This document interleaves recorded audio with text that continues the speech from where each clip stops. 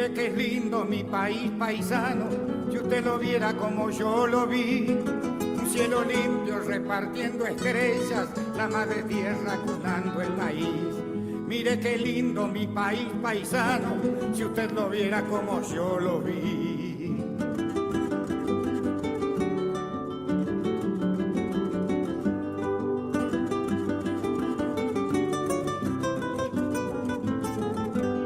Viera qué lindo su país paisano, los 4 rumbos que le conocí. Si usted lo quiere como yo lo quiero, cuando lo conozca me dirá que sí. Viera qué lindo su país paisano, los 4 rumbos que le conocí.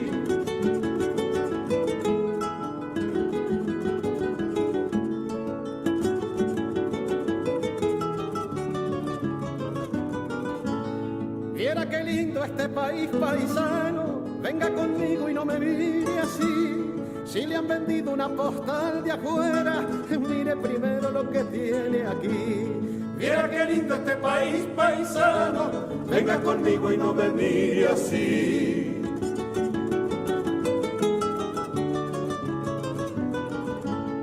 Viera qué lindo su país paisano. 27 minutos pasaron de las 14 horas. Se escucha Qué lindo mi país paisano de fondo porque claramente esto comienza con la columna de Recorriendo la Patria. Así es, otro viajecito. Acá nomás. Acá nomás. Esta vez nos tenemos que amuchar porque somos muchos para viajar. Es cierto. Está con nosotras Jessy Chaparro, oriunda de Berisso. Adoptada por Berisso en mi infancia, en realidad soy santiagueña y bueno, soy parte de una de las segundas oleadas migratorias de Berisso. Pues no solamente Berisso se destaca por ser destino de inmigrantes del otro lado del charco, pero dentro de la migración interna, acá estoy. Bien, excelente. Sí, ¿Cuántos años tenés? 37. O sea, vos naciste en Santiago del Estero. Nací en Santiago del Estero y mi se vinieron. Se vino para acá. Una ciudad muy industrial junto con Ensenada. Uh-huh. Yo voy a dar pie con algo solamente antes de arrancar. Vamos a estar media hora hablando de Berisso, ¿no? Vamos a darnos el gusto. Sí. Vamos a darnos el gusto. Nos vamos a quedar cortos, pero bueno. Sí, tal cual. A que vengan. El 17 de octubre de 1945, Berisso se convierte en el kilómetro cero del peronismo porque una mujer que se llama María Bernaviti de Roldán hizo ese 17 de octubre. A mí me encantan las anécdotas de que contaba Dora, su hija, que falleció hace pocos años. Pero María era delegada de Swift, de la fábrica de hamburguesas, y había sido despedida en ese año. Era mano derecha de Cipriano Reyes, que es quien llevó a Perón en el Partido Laborista a ser candidato, y Perón le confiaba tareas a ella. De hecho, le confiaba muchísimas tareas que después, gracias a ella, existe el barrio obrero de Berisso y le confiaba toda su lealtad también a Perón en la búsqueda de su liberación en ese 17 de octubre. Uh-huh. Pero podemos empezar a hablar de qué es, ¿no? No sé. Porque estamos desordenadas. Claro, estamos un poco desordenadas. La cuestión es así. Fue el 17 de octubre, ¿no? El Día de la Lealtad. Un día que nos guste o no nos guste a muchos argentinos, fue un día crucial para nuestra historia política y humana y social de la Argentina. Fue feriado durante muchos años. Ah, no sabía eso. Sí. Pero que no hubiese sido lo mismo si no hubiese existido Berisso y concretamente 2 frigoríficos tan grandes acá que terminaron en convocar en una manifestación muy grande y que, bueno, terminó con Perón en los balcones de Casa Rosada, ¿no? Esa es la historia que queremos desandar, la del pueblo de Berisso, la de esos trabajadores y trabajadoras que estuvieron al pie de lucha sindicalizándose y organizándose para dar una respuesta a la prisión que se le había dado a Perón, que estaba en la isla. Y bueno, la gesta de la gratitud, básicamente, ¿no? Y el amor con amor se paga. creo que el pueblo había sido demasiado vapuleado en ese entonces. Convengamos que la gente que venía de otros lados venía con ciertos resquemores, ¿no? De no hablar de política, de tratar de mantener un perfil bajo, y que claramente todas esas cosas tuvieron que explotar en algún momento porque las condiciones de trabajo eran extenuantes, eran inhumanas. Claro. Se regía el modo de la cama caliente, ¿no? En Berisso sigue estando en pie la mansión obrera, que era una pensión a donde les obreros y les obreres, vamos a traerlo a hoy, trabajaban día y noche en turnos continuos, Claro. sin descanso. Entonces, entre 2 o 3 personas alquilaban una misma habitación con una cama, y cuando a uno le tocaba ir a trabajar, se levantaba, no hacían no acomodaban ni las sábanas que se acomodaba la persona que seguía. Claro. que llegaba de Por eso la trabajar. cama caliente. Eran las camas calientes de Berisso. Claro. 18.000 obreros por día empleaban entre los 2 frigoríficos, el frigorífico Swift y el frigorífico Amor, que se distribuían en 3 turnos, ¿no? Esto que decís vos, eran 3 turnos por día y se iban turnando. Empleaban a mujeres y también empleaban a hombres. Los hombres por ahí en las tareas más de fuerza, tengo entendido, o de matanza. Claro, de hecho María, ella se encargaba de La lo que era, claro, se encargaba de eso, de la picadora. Había varias mujeres trabajando, de hecho ella se convirtió en delegada gracias a Cipriano Reyes, que dice, bueno, esta mujer que es tan combatiente tiene que ser delegada. Y era una picante la chabona. Sí. Ella, no sé si vos conocés la anécdota, Jessy, de cómo es cuando llega a la fábrica. No, Yo tampoco. desconozco. Contame, me interesa. La tengo a mano porque yo la sé de memoria, pero no quiero errar a nada. Los dos frigoríficos eran Swift y Armour de Berisso. Muchos de los trabajadores habían sido capturados en redadas por la policía en los últimos días, los tenían incomunicados y todos los delegados varones habían sido detenidos, estaban apresados. ¿Eso María, cuándo? Eso previo al 17 de octubre, esas previas semanas durante ese proceso de que, Perón estaba en la isla Martín García y María había zafado por ser mujer, básicamente. Pero era la mano derecha de Cipriano. O sea, Cipriano es quien después, rompe con Perón cuando Perón construye el PJ y deja de utilizar al Partido Laborista como el sello. Pero Cipriano y Perón le habían delegado muchísimas cosas, habían confiado en ella muchísimo en diferentes tareas. Y María había sido despedida en esos últimos días. Esa mañana, sin saber que la fecha sería un parteaguas, básicamente en la historia argentina, María se había convencido de que la única manera de liberar a Perón era yendo en masa a Buenos Aires. Sí. Tenía miedo de que lo mataran. De hecho, entre sus compañeros, ella decía, solamente hace falta una inyección en el hospital militar para que a Perón lo maten. Claro.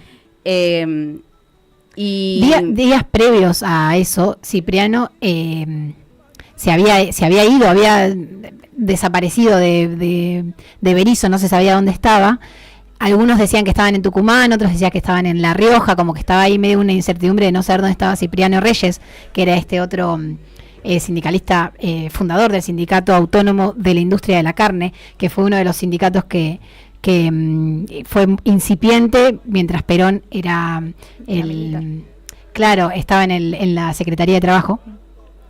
Y al final, no sé si te estoy interrumpiendo la historia. No, estaba guardado, lo que se dice es que el chabón, Cipriano, estaba guardado en Magdalena, en un campo ahí, en un campo de un amigo en Magdalena que estaba ahí, acá cerca.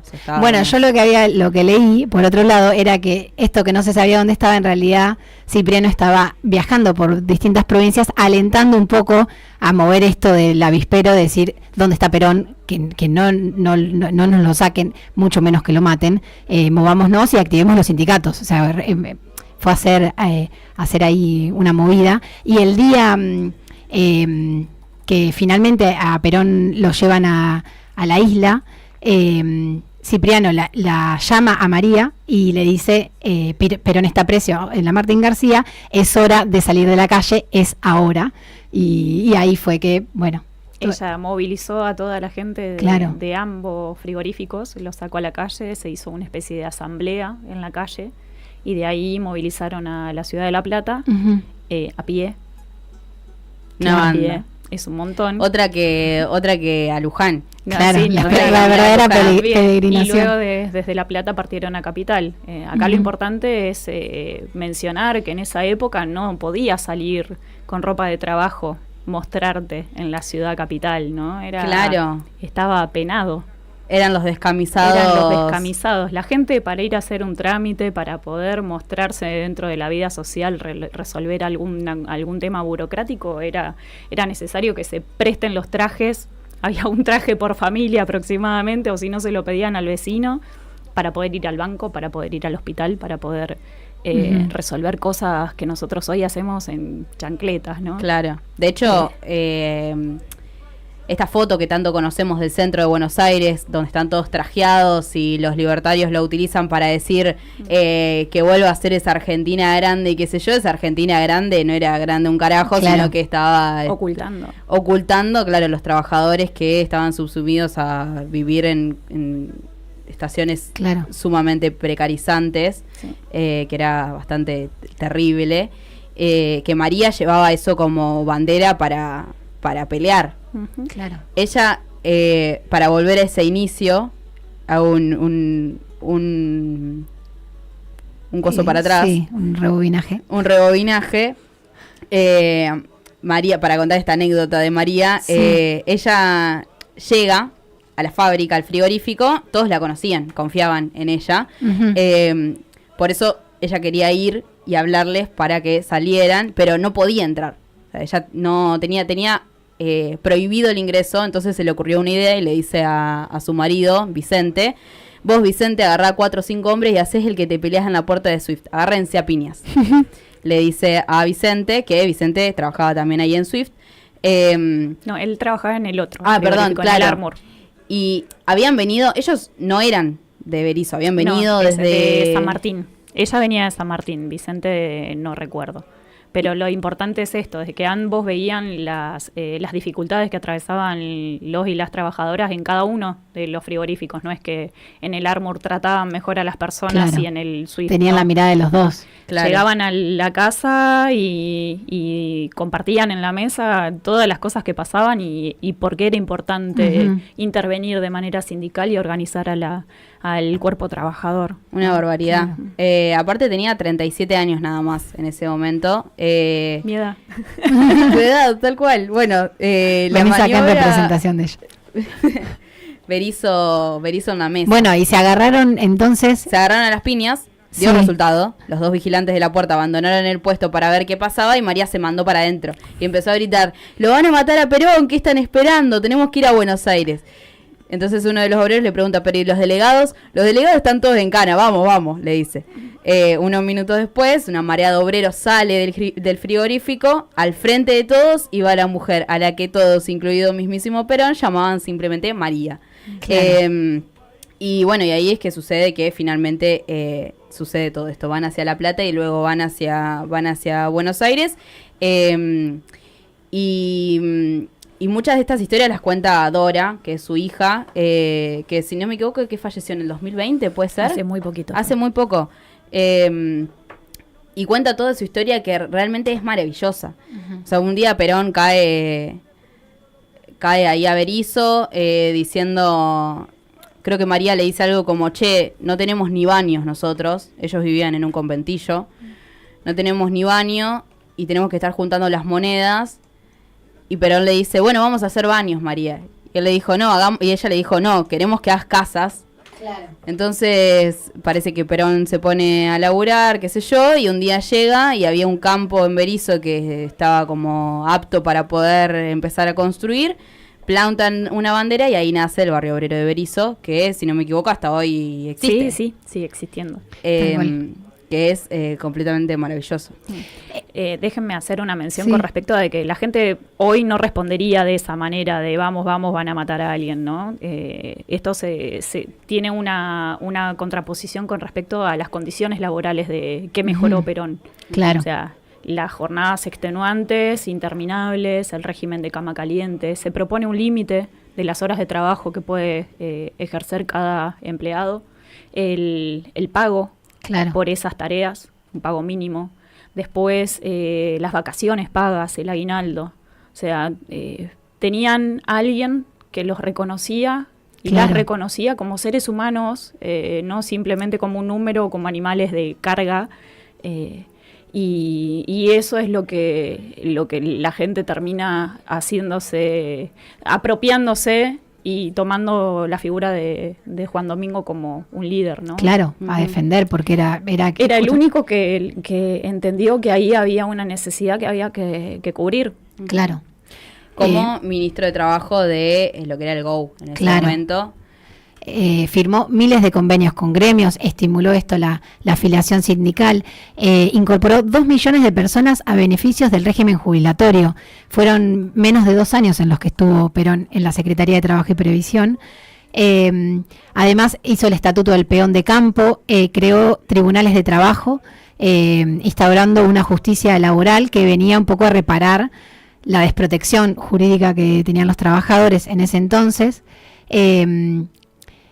Las leyes laborales que nadie cumplía, de pronto había alguien que velaba porque el Estado tenga ese lugar de reglamentar y de hacer cumplir a los empresarios las mínimas condiciones que se le podían pedir para sus trabajadores. A mí hay algo que con respecto al Estatuto del Peón rural, Ujú. como en mi rol de estudiante de agronomía todavía me falta un poco para levantar el título, un poquito bastante, pero bueno, es algo que la primera vez que lo escuché me impresionó mucho. Ujú. O sea, hasta antes de que se instaurara el Estatuto del Peón de Campo, del peón rural, la gente no tenía, o sea, los empleadores no tenían la obligatoriedad de brindarle ni calzado, ni ropa apropiada, ni una vivienda, ni condiciones dignas de donde desarrollar su tarea a las personas Claro.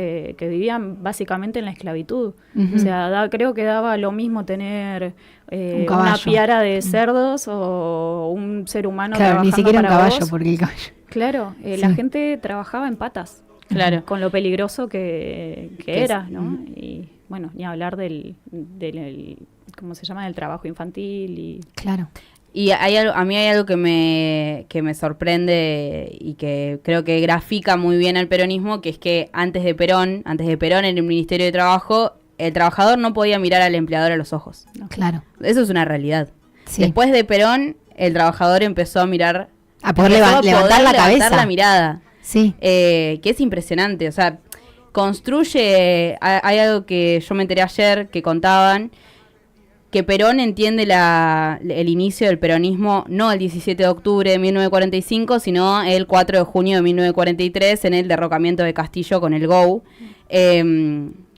del cual él después fue el ministro de Trabajo de Farrell, después renuncia, o sea, le hace renunciar, ahí es cuando lo llevan a la isla Martín García, Ujú. y en ese momento en el que renuncia, además transmite el decreto que había realizado justo en ese momento, minutos antes de pedirle, de transmitir la renuncia, que era uno de, ahora no me acuerdo cuál era, pero tenía que ver con esto, con derechos laborales que se fueron construyendo en ese proceso y que es por eso que todos los obreros se alzaron a defenderlo. Ujú, tal cual.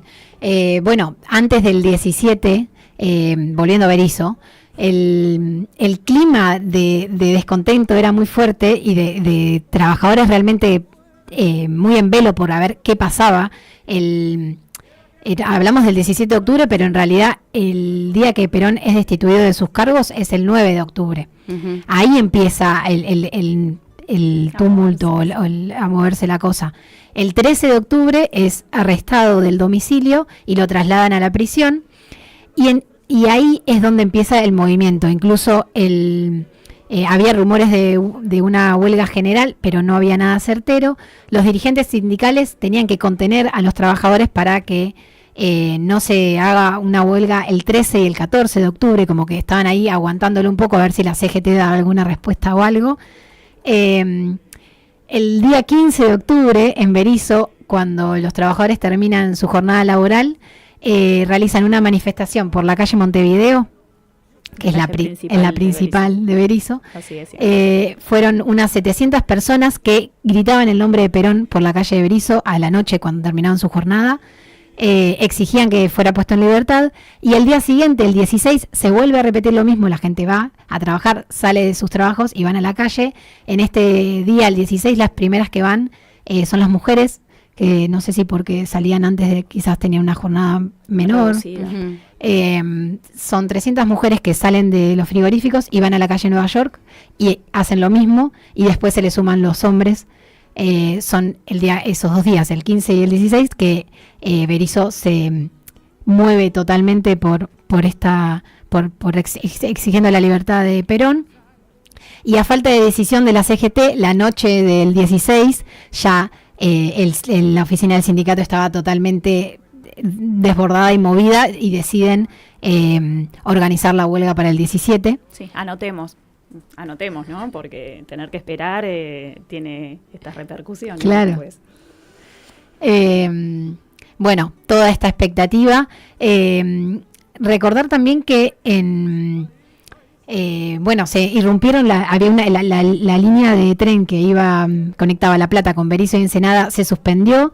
A la mañana del 17, bien temprano, se armaron piquetes al frente de los sindicatos, de los frigoríficos, y en las entradas a Berisso. Entonces Berisso quedó totalmente aislada, fue una ciudad revuelta ahí en sus calles principales. No podían entrar colectivos, no podían entrar las maestras que daban clases en Berisso, entonces las escuelas estaban cerradas. Era, una marea de obreros gritando por la calle la exigencia de Perón, llamando a la gente a movilizar a Buenos Aires, eso el 17 de la mañana, recorriendo con las bicis, en camiones, en colectivo, toda la gente gritando, salgan y vamos. Entonces se cita en la convocatoria al Bosque. Ahí se reúnen con la gente que se estaba movilizando desde La Plata y llegan caminando ahí desde Berisso y desde Ensenada al Bosque. Y el recuerdo que hay de los trabajadores de ese día, de esa mañana del 17 de octubre, es una atmósfera familiar y festiva, porque en el Bosque era como un picnic, había gente jugando al fútbol, había gente tirada en el pasto, en cuero, descansando con niños, las familias enteras se habían movilizado al Bosque. Y del Bosque muchas siguieron caminando a Plaza San Martín, que era una marea total de gente. María cuenta que era increíble la cantidad de gente que había. Y ahí es donde ella da uno de los discursos más memorables, el primero de ese día del 17, en la Plaza San Martín. De ahí siguen andando para Buenos Aires, levantando gente en el camino, principalmente obreros de Avellaneda y de zona sur, ¿no? de Capital. Llegan al final a Plaza de Mayo y están todo el día ahí. Y a la noche, a las 11 de la noche, cuentan que de pronto toma el micrófono de la Casa Rosada una mujer. O sea, una mujer agarra el micrófono a las 11 de la noche, todos preguntándose dónde estaba Perón, que vuelva Perón, y agarra a María el micrófono y da un discurso tremendo, subrayando que sí o sí se tenía que cumplir lo que ellos exigían, que era que Perón salga por ese balcón a las 12 de la noche, y de lo contrario pararían sistemáticamente todas las fábricas al día siguiente. Dicen cueste lo que cueste. Dicen que Farrell, que era el presidente de facto, ¿no? Se acercó y le dijo: señora, ¿usted quién es? Y ella le dijo: soy una mujer que corto carne con una cuchilla así, que es más grande que yo, en el frigorífico Swift. ¿Pero quién es?, le decía Farrell. Y ella dijo: María Roldán.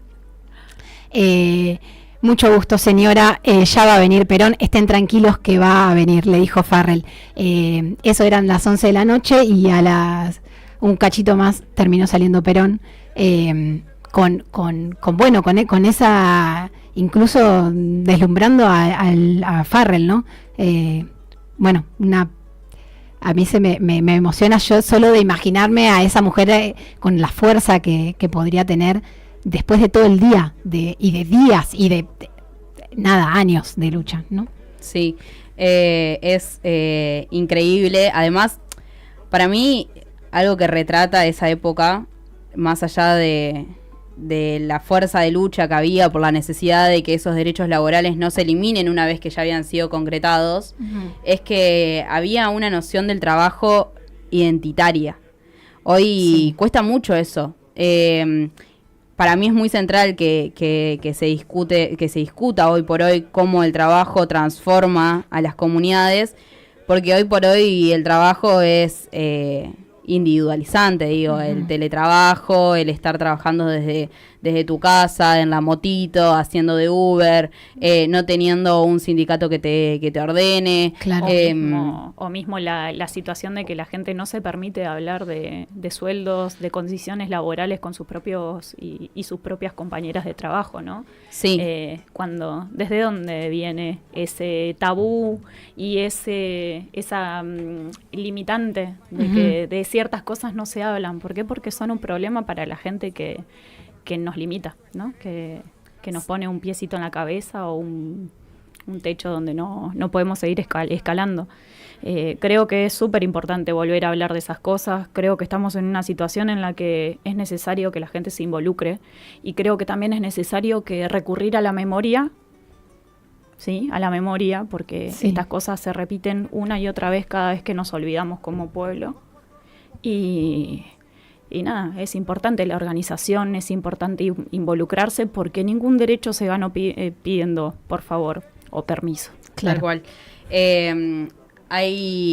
Yo voy a recomendar algo, porque no nos va a dar el tiempo para conversarlo, y yo tampoco la terminé de leer, así que la voy a recomendar con los ojos cerrados, pero confío en que es un análisis muy interesante para leer. Hay una nota de Leila Becha que hace en crítica al documental de Ofelia Fernández, que salió hace poquito, que es un documental que dice cómo hacer plata. Que analiza el mercado laboral, la oferta laboral que tenemos. Exactamente. A mí Vudú me enseñó que decirle mercado laboral es subsumirse a los deseos del capitalismo. Así que, siguiendo la línea del ex vicepresidente de la Nación, yo dejé de decirle mercado laboral cuando fue docente nuestro. Pero no, hay una nota en la que Leila critica con mucha razón y con sus críticas sin partidas, algunas en las que yo coincido, otras en las que no tanto. El documental está muy interesante, pero le falta algo, y es como, ¿para qué trabaja el argentino? ¿No? ¿Qué tipo de trabajo se está construyendo en la Argentina? ¿Qué discusiones se están dando? El documental habla sobre los derechos laborales individuales, como, hay un sector que está precarizado, hay un sector que tiene empleo registrado, hay otro sector que es monotributista, hay otro sector que es el empleador, que es un porcentaje muy menor. Sí. Pero no se habla de para qué trabaja. ¿Qué construcción laboral estamos construyendo para esta Argentina? Claro, de algo más allá del propio individuo, del propio plata o mercado que uno puede generar para sí mismo, para su familia. El proyecto nacional que hay alrededor del trabajo, ¿para qué tenemos universidades si no es para construir trabajadores que estén al servicio de la patria? Trabajos que estén al servicio de la patria. Carreras que estén al servicio de la patria. Ese fue, Perón crea la Universidad Tecnológica Nacional, que es la UTN, que está repartida por toda la nación. Tenemos UTN en cada pueblo de la Argentina. Dato no menor, el otro día fui a una recibida en la UTN, tienen estufa en los baños. Yo no lo puedo creer. ¿Estufas en los baños? Tienen papel higiénico y tienen estufas en los baños. Muy bueno. Tremendo. Detalle. Tremendo. Estamos hablando de una de las universidades más importantes de la Argentina, que construyó técnicos para trabajar en el trabajo al servicio de la patria, igual que las escuelas técnicas que hoy, el año que viene, no van a tener presupuesto para educar. Y cuando hablamos de trabajo, hay algo que falta en ese documental, que es justamente, qué tipo de trabajo se está construyendo. Ella escribe una nota que se llama "Querés ser tu propio esclavo" en El Aluvión, que es un portal de noticias, a su vez también es una organización política. Y está interesante para empezar a cuestionarnos. A veces uno mira por arriba y dice, che, muy bueno esto, pero después nos quedan preguntas y decir como, bueno, ¿qué estamos haciendo? ¿Por qué estamos peleando? ¿Qué tipo de cosas están pensando quienes construyen referencia? Porque hoy en un momento en el que el ámbito del peronismo, por así decirlo, quizás de las izquierdas, cada vez tienen menos representatividad. Uh-huh. A veces caemos en representatividades que piensan algo y nosotros vamos como bandera atrás de eso, pero no nos cuestionamos mucho. Y bueno, me parece que la cuestión principal a discutir hoy es qué tipo de nación vamos a reconstruir después de que este gobierno termine. Y creo que es central empezar a pensar como pensaba Perón en aquel momento con el primer plan quinquenal. Bueno, qué estamos construyendo como trabajo, qué derechos laborales van a tener los trabajadores. Hay algo que decía Perón, y es que nuestro deseo es que cada familia argentina tenga un ingreso producto de su trabajo, de su esfuerzo y de su aporte al desarrollo de una nación grande. Uh-huh. El trabajo es un derecho de primer orden y es el eje de la integración social y del desarrollo nacional que proponemos a toda nuestra sociedad y que justamente crea comunidad. Claro, saberse hermano dentro de un trabajo, saber que hay alguien al lado tuyo y la necesidad de que los sindicatos sean representatividad de eso también es muy importante, de que deje de ser mala palabra y que podamos sindicalizarnos y tener un proceso donde los derechos laborales se cumplan, pero bueno, es algo que... También, sobre todo, el eje del peronismo hacía que la gente pudiera trabajar que pudiera trabajar, que pudiera descansar y que pudiera disfrutar, ¿no? de lo ganado con ese esfuerzo. Claro. No es por nada, es uno de las únicas personas que ha intentado fomentar el turismo, que le ha dado las vacaciones pagas a la gente, que le ha dado el aguinaldo, las jubilaciones para que la gente pueda descansar. Eso es algo muy que se nota mucho en la iconografía peronista versus la iconografía soviética o la americana, ¿no? Donde para los soviéticos y los americanos había que trabajar, así de manera desgastante. Uh-huh. Y en la iconografía peronista vos ves gente trabajando, gente disfrutando, gente jugando, ¿no? Sí. Educándose. O sea, eso era lo que... asumo yo que toda persona tiene algo que decir al respecto de Perón, pero tenemos que juzgar a la persona, al personaje, al líder en el momento en el que se encontraba, ¿no? Uh-huh. Y en ese momento a nosotros nos dio mucho y nos formó como nación. Creo que eso es importante recordar. Y para propios y ajenos es innegable que nos hizo crecer un montón. Hay, te pregunto ahora, en tu faceta de bericense, ¿hay algún lugar de Berisso que podamos conocer, como que visualice toda esta historia o tenga toda esta memoria? Sí, según tengo entendido, pueden buscar en Instagram la Cámara de Turismo de Berisso, que se ofrecen recorridos guiados. Hay una guía muy, muy interesante que recorre la Nueva York contando toda esta serie de sucesos. Mira. Siguen estando en pie tanto el frigorífico Armour como el Swift. Está el lugar del kilómetro cero con cartelería y murales, y es una zona que, antes no se llama Nueva York por nada, sino tiene todo el sentido que en la época en la que este barrio estaba activo, cuando la gente iba a trabajar, era una calle que no se apagaba nunca. Claro. O sea, con esto de que la gente entraba y descansaba y qué sé yo, estaba prendida continuamente y parecía la ciudad de Nueva York, con las luces, con los bares, en este momento está recuperado el bar Raíces del Dawson, que es parte de la vuelta a la vida de la ciudad, del barrio hacia la ciudad. Claro. Cuando yo era chica no podías pisar la Nueva York porque salías pelado. O sea, después de las 7 de la tarde a la Nueva York no te acercabas por una cuestión de autopreservación. Y con el correr de los años, un músico de la ciudad compró este bar Raíces y empezó a hacer actividades culturales. Empezaron a hacer carnavales. Y la propia gente de Berisso empezó a verse recorriendo calles que Antes no. no pisabas. Claro. O sea, yo conocí la Nueva York medio de grande, ¿viste? Porque Qué loco. realmente en aquel entonces era medio picante. La reconstrucción de la... De la identidad, Ujú. los propios vecinos y vecinas empezaron a poner puestitos de chori, negocios, bares, y hoy por hoy podés pasar a las 2 de la mañana tranquilamente y les invito a que vayan al bar del kilómetro cero, a Raíces, a visitarlos, a hacer las visitas guiadas por estos lugares.